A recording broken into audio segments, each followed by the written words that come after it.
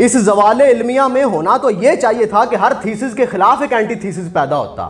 اگر مغرب کی طرف سے ایک یلغار آئی تھی تو پھر ہمارے دانشور بھی اٹھتے اور اس کے مخالف اتنا ہی پائیدار تھیسس یا پھر کوئی نئی تحقیق لے کے آتے اور اوجے سریا پہ ہاتھ ڈالتے یا پھر اپنے خیال و ذہن کے ساتھ ان پروپیگنڈاز اور ان نظریات کا تدراک کرتے. مگر ہوا کیا ہے؟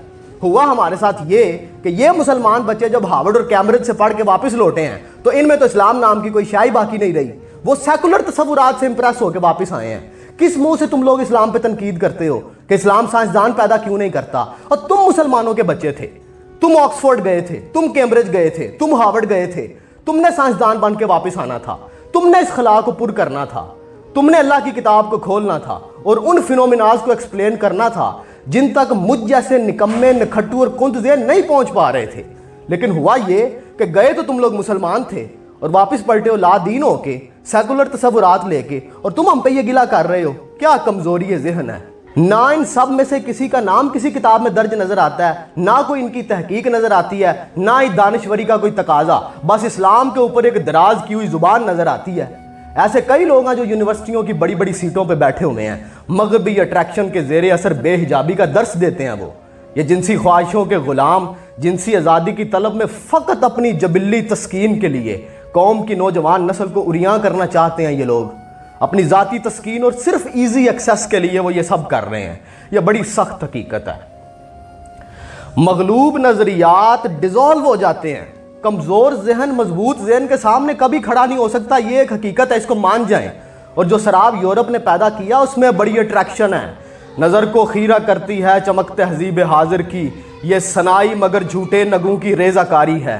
میرے امفل کے دوران نا ہاسٹل میں میرے ساتھ 3 لڑکے رہتے تھے. ہم ایک ہی کمرے میں رہتے تھے. ایک پورا ایتھیسٹ تھا, ملحد تھا, ایک اگنوسٹک تھا, اور ایک کسی دربار کے گدی نشین کا صاحبزادہ تھا. کمبینیشن چیک کرو ذرا. بڑی دیر تک ہم اکٹھے رہے ہیں اور وہ میرے بیسٹ بڈی ہیں ابھی تک.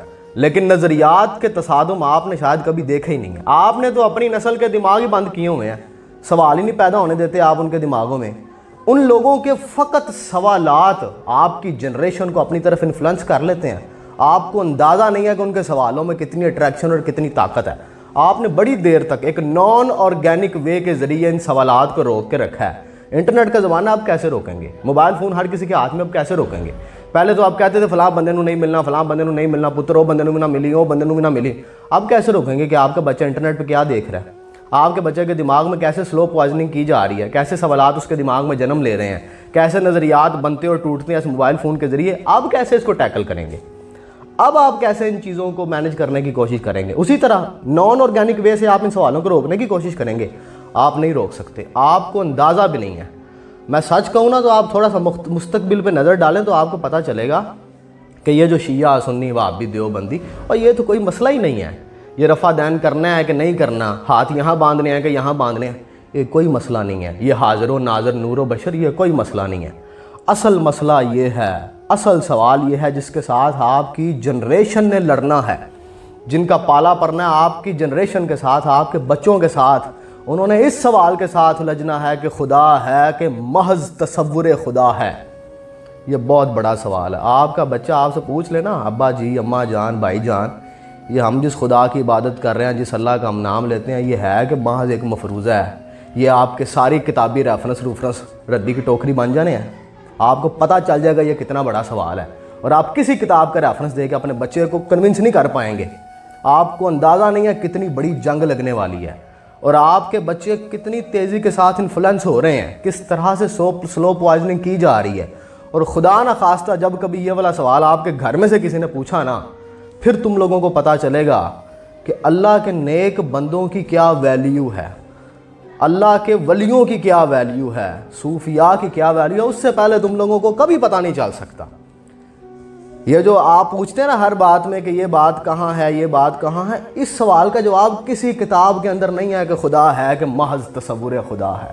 یہ جو تم لوگ جس خدا کی عبادت کر رہے ہو, جس اللہ کا نام لیتے ہو, ہے ابھی کہ محض ایک افسانہ ہے. کتاب کھول کے دکھائیں گے آپ کہ فلانی کتاب میں لکھا ہوا ہے. کتاب اس سوال کا کوئی جواب نہیں ہے. کیسے ڈیل کریں گے آپ ان سوالوں کو؟ آپ کا پورا ہائر انٹلیکٹ کا بچہ انفلوئنس کر جاتا ہے اس طرف, جس کی ابھی میں نے بات کی ہے کہ آپ کا بچہ ہارورڈ اور کیمبرج میں جاتا ہے, واپس جب آتا ہے اس کے نظریات ہی بدلے ہوتے ہیں. کنہوں نے کمزوریاں دکھائی ہوئی ہیں؟